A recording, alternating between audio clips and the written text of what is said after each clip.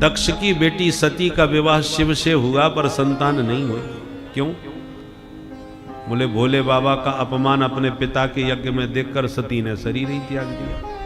अरे ऐसी क्या बात हो गई जो सती को शरीर त्यागना पड़ा? थोड़ा विस्तार से कथा सुनाओ। बोले सुन लो। दक्ष को जब प्रजापति बनाया ब्रह्मा जी ने, तो पद पर बैठते ही मद तो थोड़ा आ ही जाता है। कुर्सी में अलग ही गर्मी होती है महाराज। जब तक कुर्सी नहीं मिली तब देखो इनकी भाषा कितनी मीठी होती है।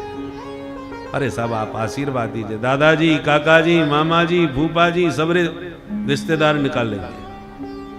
और जहां आपका आशीर्वाद से बलशाली बन करके कुर्सी प्राप्त कर लिए, फिर हम तो महाराज कितने भी चक्कर लगाओ पहचानेंगे भी नहीं कौन कहां का। कुर्सी का चमत्कार है। दक्ष को भी गर्मी आ गई। अच्छा, कुर्सी जितनी ऊंची होती है उतना ही गर्मी ज्यादा होती है। प्रजापति का पद कोई साधारण पद नहीं होता। सोचिए कितना बड़ा है, जरा ध्यान लगाइए। मनुष्यों में सर्वाधिक सुख समृद्धि होती है चक्रवर्ती सम्राट की। सम्राट के महलों में सारे सुख होते हैं। सम्राट को इस मृत्युलोक में जितने सुख प्राप्त होते हैं उससे 100 गुना अधिक पितृलोक में पितरों को प्राप्त होते हैं। पितरों को जितना सुख प्राप्त होता है उससे 100 गुना अधिक गंधर्व लोक में गंधर्वों को प्राप्त होता है। गंधर्वों को जितना प्राप्त होता है उससे 100 गुना अधिक स्वर्ग में कर्म देवों को प्राप्त होता है। देवताओं की भी श्रेणियां होती हैं। कर्म देव माने आपने बढ़िया बढ़िया कोई शुभ कर्म किए हैं तो पुण्य के बल पर आप देवता बन जाते हैं, स्वर्ग में जाते हैं, उनको कर्म देव कहा जाता है। उनको सारी सुविधाएं मिलती हैं। पर कर्म देवों को जितना सुख प्राप्त होता है उससे 100 गुना अधिक देवराज इंद्र को प्राप्त होता है, जो देवताओं के राजा है। और देवराज इंद्र को जितना सुख प्राप्त होता है उससे 100 गुना अधिक प्रजापति को प्राप्त होता है, जिस पद पर दक्ष बैठे हुए हैं। और उससे भी 100 गुना अधिक प्रजापति को जितना मिलता है उससे 100 गुना अधिक ब्रह्मलोक में ब्रह्मा जी को प्राप्त होता है। तो ये सुख की भी श्रेणियां होती हैं। जैसे पुलिस वाले बन गए तो एक सीमित आपको साधन मिलेंगे।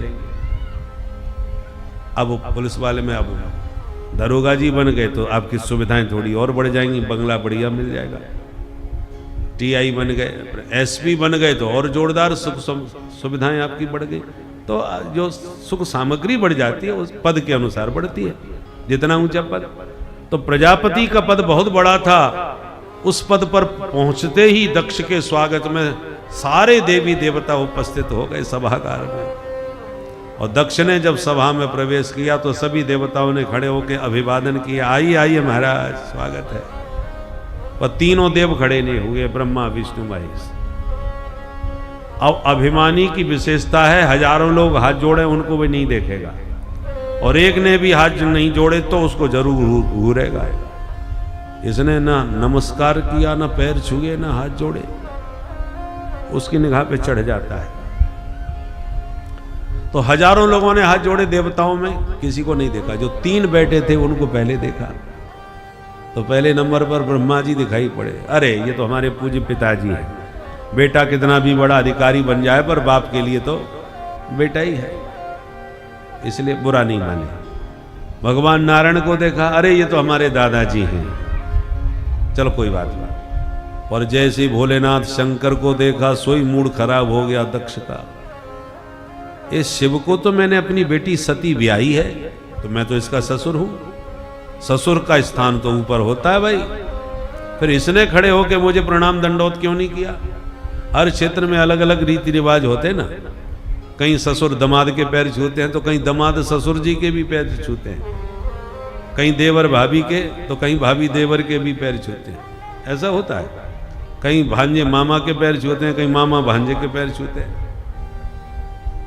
तो ससुर का पद तो ऊंचा होता ही है, पत्नी के पिता हैं। दक्ष का मूड खराब हो गया और आते ही भाषण देना चालू कर दिया। श्रूयताम ब्रह्म रसयो में सहदेवा सहाग्नय। सारी सभा सावधान होकर के मेरी बात पर ध्यान दे। मैं अज्ञानवश किसी ईर्षा के कारण नहीं बोल रहा, पर सत्य बात कहे बिना नहीं चूकूंगा।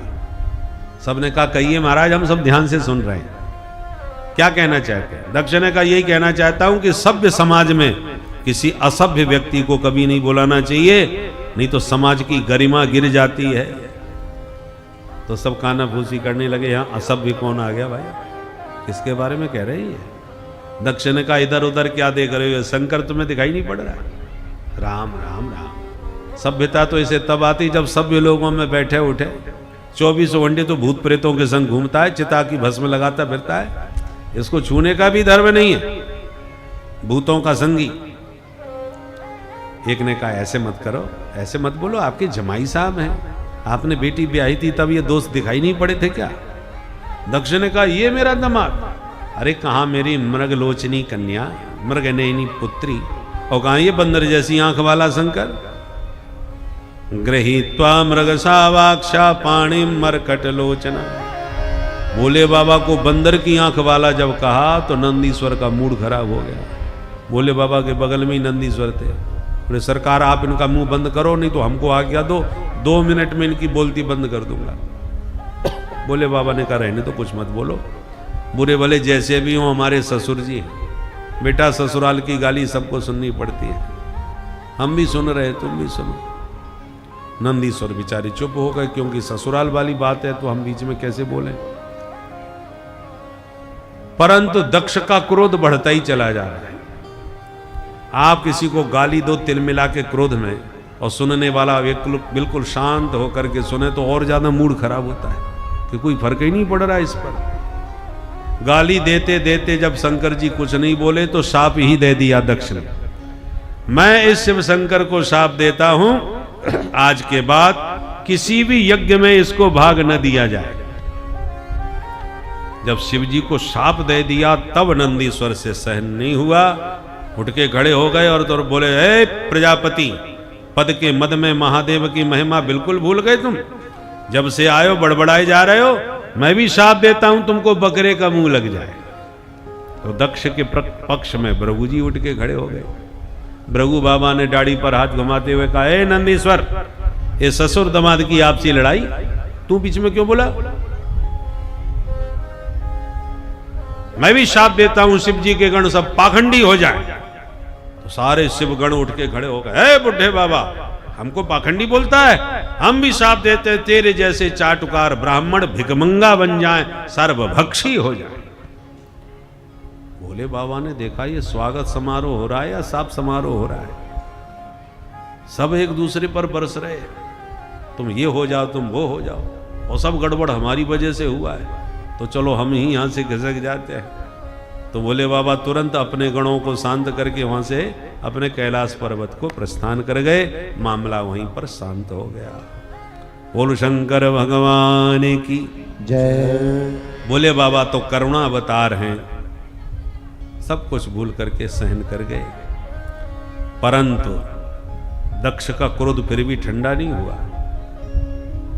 उसने शिव जी को नीचा दिखाने के चक्कर में गंगा तट हरिद्वार में जाकर के एक भव्य यज्ञ किया, और उस विशाल यज्ञ में दुनिया भर के छोटे बड़े सारे देवताओं को बुलाया, पर महादेव को चिट्ठी पत्री नहीं भेजी।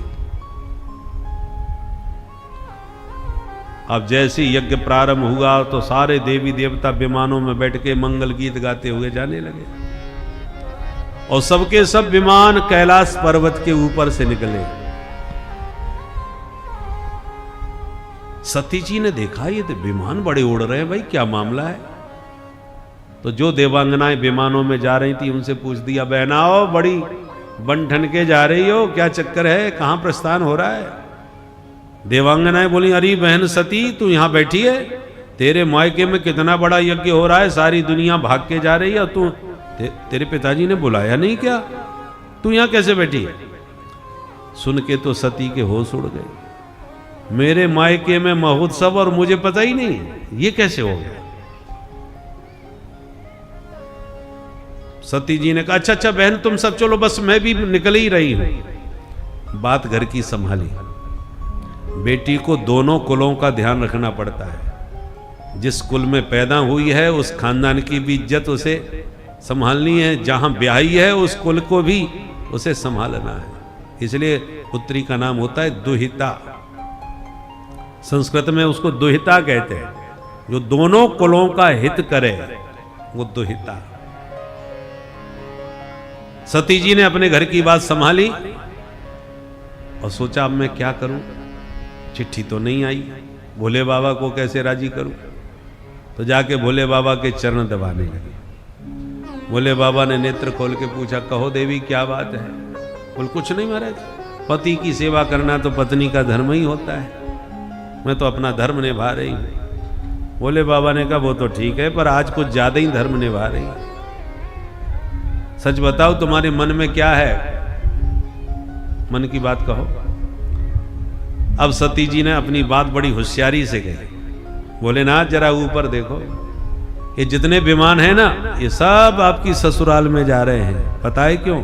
क्योंकि आपके ससुर जी ने बहुत विशाल यज्ञ किया है। और सती की शब्दावली देखिए, मायके की बात जब माताएं करती हैं ना तो बड़ी अकड़ के बोलती है, मेरे मायके में मेरे पिताजी ने, ऐसा करके बोलती है। पर आज सती जी की भाषा बदली हुई है, आपके ससुर जी ने आपकी ससुराल में बहुत विशाल यज्ञ किया है, ये जितने विमान हैं सब आपकी ससुराल में ही तो जा रहे हैं, ताकि भोले बाबा के मन में अपनत्व जगे। प्रजापतस्ते स्वसुरस्य सांप्रतम निर्यापितो यज्ञ महोत्सव किल वयं च तत्राभिसराम वामते यद्यर्थितामी विभुदा व्रजन्ते। जब सती जी ने भोले बाबा को इस प्रकार समझाया तो भोले बाबा मुस्कुरा के बोले, देवी जी हमें सब पता है, पर पहले ये बताओ वहां से कोई निमंत्रण कार्ड आया था हमारे लिए? अब सती जी घबराई, हाथ जोड़ के बोली, महाराज भेजा तो जरूर होगा, जब इतने देवता जा रहे हैं तो महादेव को कैसे नहीं बुलाएंगे। पर कभी कभी डाक मिस हो जाती है, लगता है पत्र वाहक रास्ता भटक गया, इसलिए कभी कभी पत्र नहीं मिल पाता। तो रिश्तेदारी में ये सब बहुत ज्यादा विचार नहीं किया जाता। भोले बाबा ने कहा कि केवल यही बात होती तो हम बिन बुलाए भी चले जाते हैं, पर हमें मालूम है जानबूझ के पत्र नहीं दिया है। बोले आपको कैसे मालूम? तब भोले बाबा ने वो पुरानी कहानी आज सुनाई सती को। हम गृहस्थों को इससे शिक्षा लेनी चाहिए। भरे समाज में भोलेनाथ को ससुर जी ने इतनी गालियां दी, पर धन्य है भोले बाबा का धैर्य, चुपचाप घर में आके बैठ के पत्नी को आज तक नहीं बताया। जरा अपने को उपस्थित करके देखो, गाली देना तो बहुत दूर की बात है, ससुराल में सेवा में भी नेक कसर पड़ जाए तो जमाई साहब का मुंह भूल जाता है तुरंत। पानी की भी नहीं पूछी हमको, रोटी सूखी थी, नेक दिखाने के लिए घी की एक बूंद रखी थी। ऐसे दरिद्री घर में तमाम मन एक की 50 सुना देंगे। इसलिए हमारे ऋषियों ने कहा, विद्वानों ने, जामाता दसमो ग्रह, नवग्रहों से तो सब परिचित है, एक 10वां ग्रह भी होता है, उसका नाम है जमाई साहब। जमाई जम से कम नहीं होते, सभी जमाई हैं किसी न किसी के भाई, परंतु ये कैसे जम है? ये ग्रह 10वां ग्रह कितना खतरनाक है। सदा वक्रः सदा क्रूरः सदा पूजामपेक्षते कन्या राशि स्थितो नित्यम जामाता दसमो ग्रह। ये जमाई साहब 10वें ग्रह है। सदा वक्र, हमेशा टेढ़ा ही चलेंगे। दुनिया में भले ही सीधे चलें, पर ससुराल में जाती चाल टेढ़ी हो जाती है। सदा क्रूर, नाक पे गुस्सा धरी रहती है, नेक कसर पड़ गई सोई मुंह फूल गया। सदा पूजा मपेक्षते, और ग्रहों की तो पूजा जब कभी करनी पड़ती है, नवग्रह, पर ये ग्रह ऐसा है कि हर समय पूजा चाहिए इनको। इनकी पूजा में नेक कसर पड़ गई तो चाहे कुछ उत्सव हो सब बिगाड़ देते हमारे। तो कन्या राशि स्थितो नित्यम, कन्या राशि में लगने वाले ये जमाई साहब भी 10वें ग्रह हैं। पर धन्य है भोले बाबा, ससुर जी ने इतनी गालियां पूरी सभा के बीच में महादेव को दी। अच्छा, कोई घर जमाई हो या निकम्मा कोई जमाई हो तो ससुराल की गाली सुनना पड़ती है, क्या करें। पर देवाधिदेव महादेव जो देवताओं के देव हैं, महादेव हैं, विश्वनाथ हैं, और इतने ऊंचे ओहदे पर बैठे हुए होने पर भी समाज में इतनी गाली ससुर जी की खा के चुपचाप शांत आके घर बैठ गए। बोलो ऐसा जमाई कौन हो सकता है। ये भोले बाबा की सहनशीलता, धैर्य। भोले बाबा शिक्षा देते हैं, बाहर की बात बाहर छोड़ के ही आओ, घर में लेके मत घुसो। प्राय हम लोग क्या करते हैं, ऑफिस में गए, बड़े अधिकारी ने कुछ ज्यादा क्लास लगा दी, उल्टा सीधा बोल दिया कुछ, तो मूड खराब हो गया। बड़े अधिकारी से जवाब दे नहीं पाए, नौकरी चली जाएगी। तो मुंह लटका के मन ही मन कुड़ते हुए, चिढ़ते हुए, उसको 2-4 गाली देते हुए घर में आए। अब मूड खराब किए ही घर में घुसे, सो घर में आकर के वो अधिकारी पे तो चली नहीं, तो देवी जी पर उतार दी पूरी गुस्सा। इतना हारा थका आता हूं, 1 गिलास पानी भी ला करके अपने मन से नहीं पिला सकती, और बड़बड़ाना चालू, घर में पूरा महाभारत। तो बाहर की बात बाहर ही छोड़ करके घर में घुसना चाहिए, ताकि घर में अशांति पैदा न हो। भोले बाबा से सीखना चाहिए। इतनी गाली सुन के, वो भी ससुर जी की, वो भी अकेले में नहीं, समाज के बीच में, और फिर भी सती जी से आज तक कभी कुछ ने बताया, न उनके ऊपर कोई किसी प्रकार का कटाक्ष किया। आज बताना इसलिए पड़ गया क्योंकि परिस्थिति ऐसी आ गई। सती जी कह नहीं आपको चलना पड़ेगा, मेरे मायके में महोत्सव है, आपकी भी तो ससुराल है। तब भोले बाबा को बताना पड़ा कि उस दिन हम उनके स्वागत समारोह में गए थे, सो खड़े नहीं हो पाए, तो 50 गाली सुननी पड़ी, और उनका स्वागत समारोह साप समारोह बन गया। और उनके यज्ञ समारोह में जाएंगे तो कहीं युद्ध समारोह ना हो जाए, इसलिए देवी जी हमारा वहां जाना बिल्कुल ठीक नहीं है। जाने आने में कहीं आनंद तब आता है कि जब हम जाएं तो हमें देख करके लोग गदगद हो जाएं, प्रसन्नता में खिले जाएं, तो जाने का आनंद है। जहां हमारे जाने से कोई आनंद ना आवे, मुंह लटक जाए सबका, ऐसी जगह जाने से क्या फायदा। सोने की भी बरसात हो रही हो तो नहीं जाना चाहिए। आवत ही हर से नहीं, नैनन नहीं सने, आवत ही हर से नहीं, नैनन नहीं सने। तुलसी तहाँ न जाइए, तुलसी तहाँ न जाइए, चाहे कंचन बरसे में, तुलसी तहाँ न जाइए, चाहे कंचन बरसे में।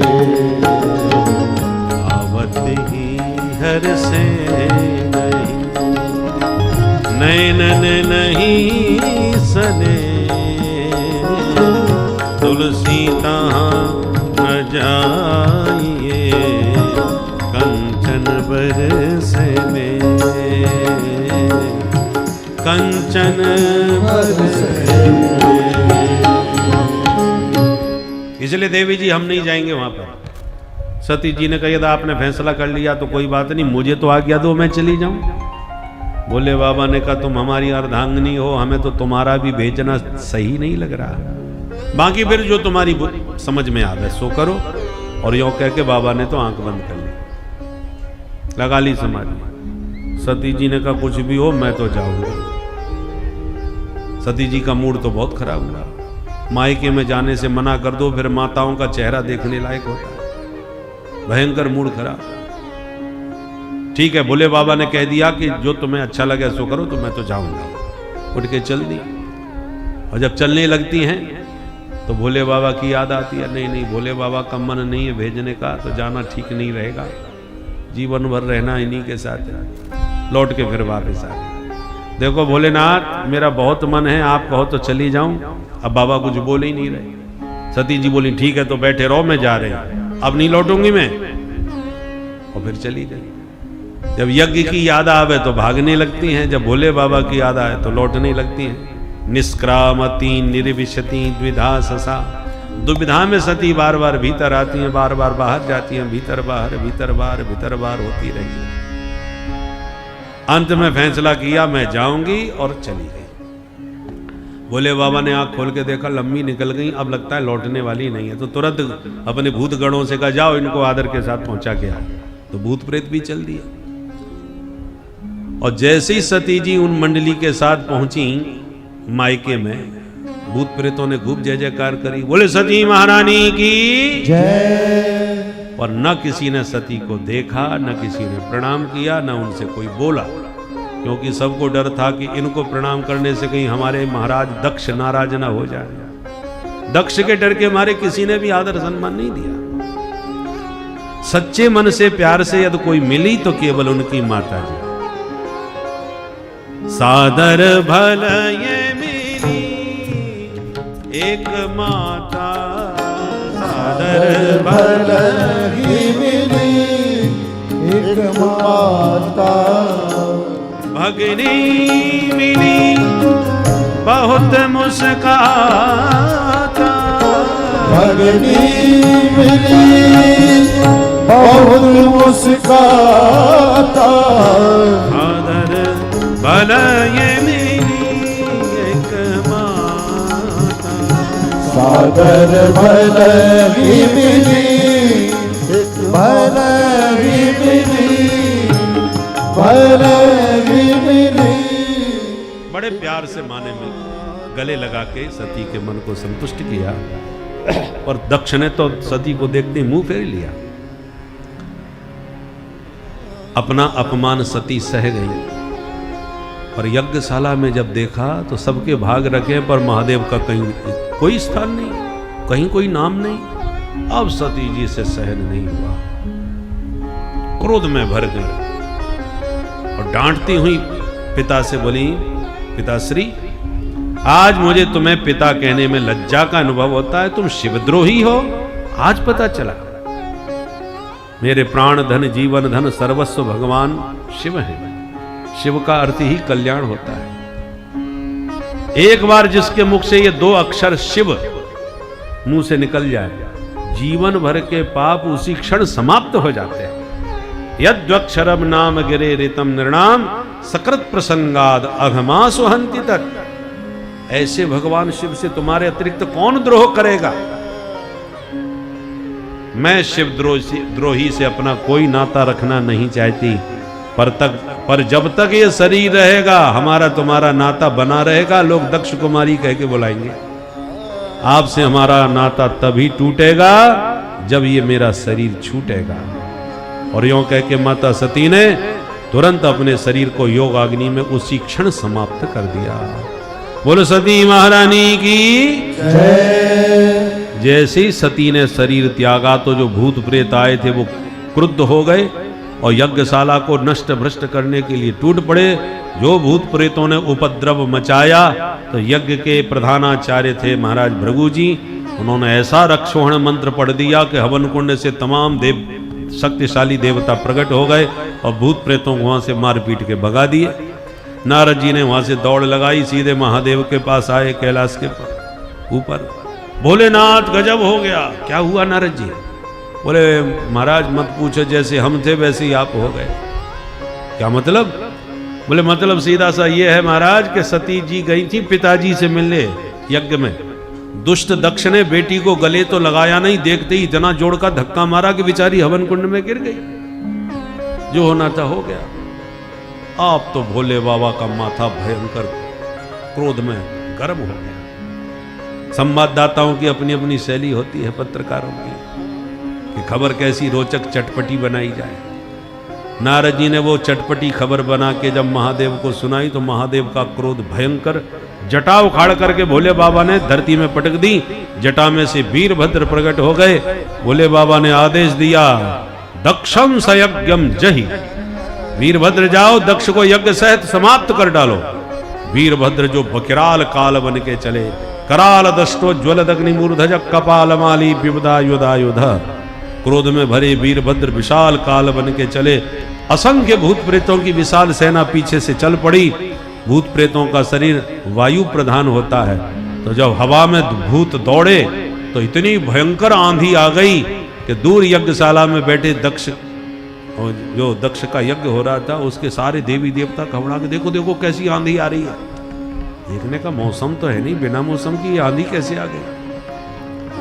मुझे तो लगता है आंधी वांधी नहीं, कहीं डकैती पड़ी है, सो चंबल के डकैत आ रहे होंगे। एक ने कहा डकैत कहाँ रहे भैया, आजकल बड़ा कठोर शासन चल रहा है, बड़े बड़े अपराधी स्वयं अपने प्राण बचाने के लिए जेल में जाकर के शरण ले रहे हैं, इसलिए ये डकैत तो नहीं हो सकते भैया। तो कौन है ये? एक ने कहा मुझे लगता है प्रलय होने वाला है। वाता न वांति नहीं संति दस्यवः, प्राचीन वरहि जीवति होग्रदंडः। कठोर शासक जब होता है तो दस्यु हो नहीं सकते।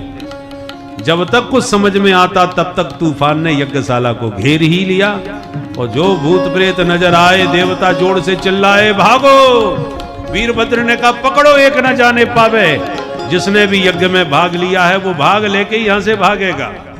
भृगुबंध मणिमान वीरभद्र प्रजापति, जितने भूत प्रेत थे टूट पड़े, सब देवी देवताओं को बंधक बनाना प्रारंभ कर दिया, यज्ञशाला को उखाड़ना चालू कर दिया। कोई भंडार गृह में घुस गए, कोई खीर की कढ़ाई में कूद कूद के हर हर महादेव, सब भंडारा चौपट कर दिया, खीर मालपुआ सब, और यज्ञशाला को भी तोड़ फोड़ कर तहस नहस कर दिया। यज्ञाचार्य भृगु जी को पकड़ के उनकी दाढ़ी पकड़ के एक झटके में नोच डाली, सारी दाढ़ी उखाड़ के हवन कुंड में स्वाहा। भग देवता की दोनों आंखें निकाल डाली, उषा देवता के मुंह में एक मुक्का मारा, सो सारी बत्ती सी टूट के बाहर निकल पड़ी।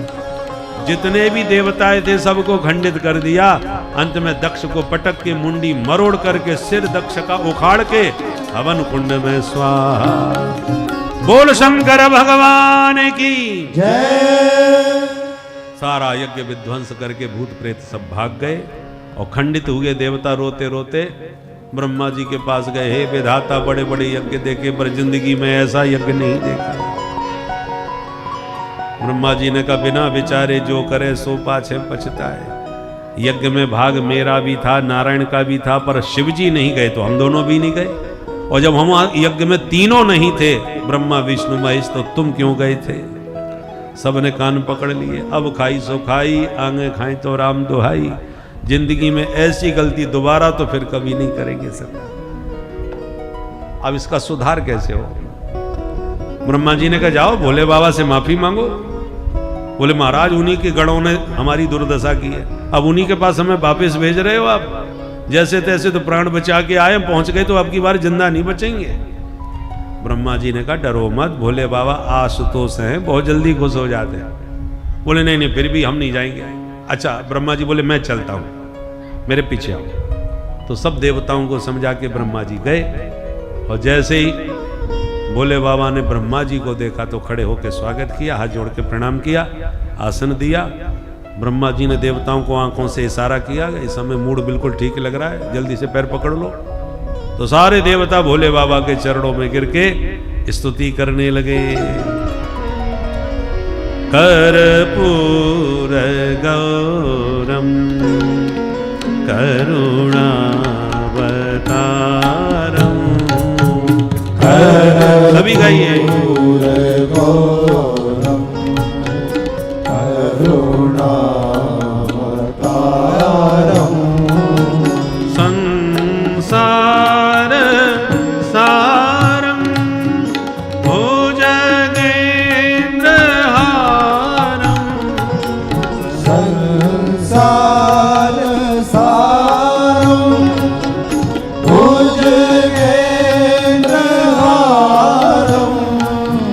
सदा वसन्तं हृदयारविन्दे। सदा वसन्तं हृदयारविन्दे। भवं भवानी सहितं नमामि। भवानी सहितं नमामि। कर्पूर गौरम कर्पूर आशुतोष भगवान शिव शंकर तुरंत प्रसन्न हो गए। मांगो क्या चाहते हो। ब्रह्मा जी ने कहा भोलेनाथ भृगु जी बड़े परेशान हैं बिना दाढ़ी के, इन पर कृपा कर दो। भोले बाबा ने कहा ठीक है भृगु जी, आपको पूरी दाढ़ी तो हम नहीं देंगे, परंतु आप कह रहे हो तो ठीक है, बकरे जैसी थोड़ी सी दाढ़ी आपको लग जाएगी। भृगु जी ने कहा कोई बात नहीं, हम तो फ्रेंच कट से ही काम चला लेंगे महाराज, पर दाढ़ी के बिना हमको बड़ी उलझन होती है। पूषा देवता ने कहा ये तो बिना दाढ़ी के काम चला लेते, पर मेरी तो बत्ती सी बाहर हो गई, भोजन कैसे करूंगा महाराज। बोले बाबा ने कहा सतुआ घोर घोर के पियो, दांतों की जरूरत ही नहीं पड़ा करेगी। ठीक है महाराज। भग देवता ने कहा मेरी तो दोनों आंखें फूट गई महाराज। भोलेनाथ ने कहा तुम मित्र की दृष्टि से देख पाओगे, हम तुम्हें आशीर्वाद देते हैं। सबको ठीक कर दिया। अंत में सबने कहा महाराज उस यज्ञ को भी सफल कर दीजिए। बोले बाबा ने कहा यज्ञ में हमारा हिस्सा ही नहीं है। तब सबने मिलकर निर्णय लिया कि आज से हमने फैसला किया है, हे सते रुद्र भागोस्तु यदोच्छिष्टो धुरस्य वै। यज्ञ में जो अवशिष्ट सामग्री होगी वो सब आपका ही भाग माना जाएगा महाराज। बोले बाबा खुश हो गए, जोई राम सोई राम, जो बच जाए वही सही, राजी। अब भोले बाबा को मना के लाए। यज्ञ में भोले बाबा आए, आती बोले बुलाओ यजमान। सबने हाथ जोड़ के कहा यजमान का धड़ तो धरा है सरकार, और सिर स्वाह हो चुका है, अब क्या करें। भोले बाबा ने बकरे का मुंह जोड़ करके दक्ष को पुनर्जीवित कर दिया। दक्ष ने जीवित होते ही भोले बाबा के चरणों को प्रणाम किया और स्तुति गाने लगे। और बकरे का मुंह लगा था तो बकरे की भाषा में बम बम बम बम करने लगे। भोले बाबा को हंसी आ गई, हमारे ससुर जी की पूरी भाषा ही बदल गई। इसलिए आज भी भोले बाबा की पूजा करने के बाद भक्त लोग बम बम बम बम जरूर बोलते हैं, क्योंकि बम बम सुनते ही भोले बाबा को अपने ससुर जी की याद आ जाती है। बोल शंकर भगवान की जय, श्री धूमेश्वर महादेव की जय। भोले बाबा खुश हो गए। और जैसे भोले बाबा प्रसन्न हो गए तुरंत श्री हरि नारायण प्रकट हो गए। श्री हरि का दर्शन करते सारे देवी देवता उनको दंडवत प्रणाम करके स्तुति करने लगे। भगवान ने सबको समझाते हुए कहा अहम ब्रह्मा च सर्वश्च जगतः कारणम परम। मुझ में और शिव में जो किसी भी प्रकार का भेद रखते हैं उनकी साधना कभी भी सफल नहीं हो सकती। शिवस्य हृदयम विष्णु विष्णोश्च हृदयम शिव ईसदप्यंतरम कृत्वा रौरवम नरकम ब्रजेत। हरि और हर इन दोनों में थोड़ा भी कोई अंतर मानते हैं उनकी साधना कभी भी सफल नहीं हो सकती, वो घोर नरक के गामी होते हैं। पतिव्रता पत्नी अपने पति की खूब सेवा परमात्मा की तरह करे, ये अच्छी बात है, पर परमात्मा की तरह पति की सेवा करने का अर्थ ये बिल्कुल नहीं है कि सास ससुर को घर से निकलवा दे, देवर जेठ को भोजन न दे, कि मेरे को तो मेरे पति से मतलब और किसी से क्या लेना देना। ऐसा होता है क्या? ऐसा होने पर पति प्रसन्न होगा क्या? कभी नहीं। पत्नी का कर्तव्य है पति को भले ही सर्वस्व समर्पण करे, ये अच्छी बात है, पर पति के नाते समस्त रिश्तेदारों को भी उसे संभालना पड़ता है। कितने तो ससुर होते हैं, एक ही ससुर थोड़ी होते हैं, ककिया ससुर, फपुआ ससुर, मम्मिया ससुर, सब ससुरों का सम्मान करना पड़ता है भाई। तो सबका सम्मान करके पति को प्रणाम करे तब पति प्रसन्न होते हैं। तद बंधु नाम च कल्याण। ऐसे ही इष्ट एक ही होना चाहिए, चाहे राम जी को मानो, चाहे श्याम जी को मानो, चाहे भोले बाबा को, चाहे देवी मैया को, गणपति बाबा को, जिसको भी मानते हो। इष्ट एक होना चाहिए, पर इष्ट के नाते से आदर सम्मान सारे देवी देवताओं का होना चाहिए। ये इष्ट की भक्ति नहीं है कि हम भोले बाबा के भक्त हैं तो भगवान नारायण का अपमान करने लग जाएं, कि नारायण के मंदिर में जाने से परहेज करने लग जाएं, या नारायण के लक्ष्मी नारायण के भक्त हैं तो भोले बाबा के मंदिर में नहीं जाएंगे। बहुत से लोगों में ऐसी कट्टरता होती है और ये गलत।